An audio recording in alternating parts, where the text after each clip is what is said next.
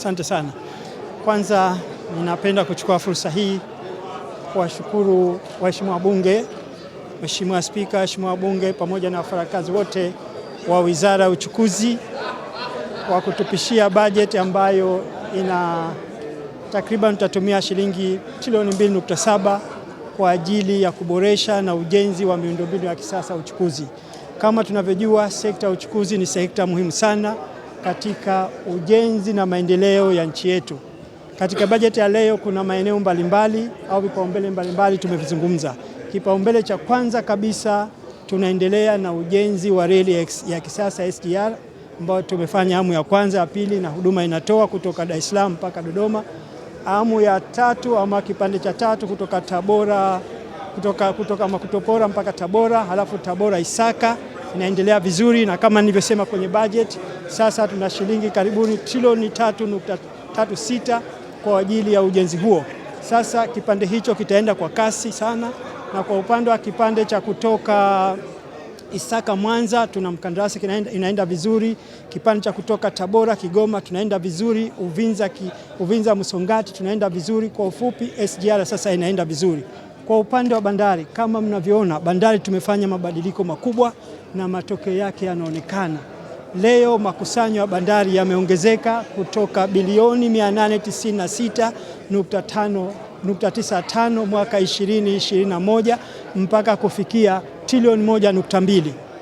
Mzigo sasa hivi bandarini, hasa kwenye makontena, sasa hivi meli zinakaa siku 3 badala ya siku 10 pale bandarini, wakati meli za Kichele zamani zilikuwa zinakaa nangani siku 46, sasa zinakaa siku 7.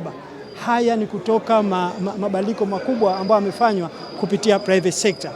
Kazi tunayokwenda kufanya kwenye bajeti hii sasa ni kuendeleza kujenga miundombinu mingi ya bandari, kuanzia kujenga bandari ya Bagamoyo, bandari ya Dar es Salaam tunaenda kujenga gati karibuni 10 pale, kuhakikisha kwamba sasa mzigo ukija unaingia bandarini, unatoka na unaenda sehemu nyingine. Changamoto kubwa tulionayo sasa ni utoaji wa mzigo kutoka bandarini kwenda sehemu nyingine. Msongamano umekuwa kubwa, lakini sasa reli ya SGR tunaanza kwenda kuitumia, ambao reli yenyewe treni moja au kichwa kimoja kitaweza kubeba mabehewa 15. Maana yake nini? Itaweza kuchukua kontena karibuni 100 kwa trip moja. Tukienda trip 10, takriban tumeondoa makontena karibuni 1000 kwa trip 10. Maana yake nini? Tunaondoa karibuni 3% ya kontena ziliopo kwa siku ndani ya bandari ya Dar es Salaam kwa kutumia hii SGR.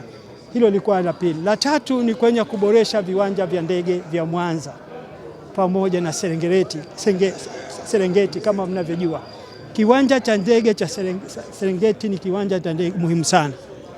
Kama nilivyosema pale, viwanja hivi kila kiwanja kina malengo yake. Kiwanja cha Mwanza ambacho tuna runway, lakini changamoto pale ni jengo, pale ni kwa ajili ya mizigo. Mwanza ni habu kubwa ya mizigo kwa kanda ya Ziwa. Kiwanja cha ndege cha Serengeti kile ni habu kwa ajili ya utalii.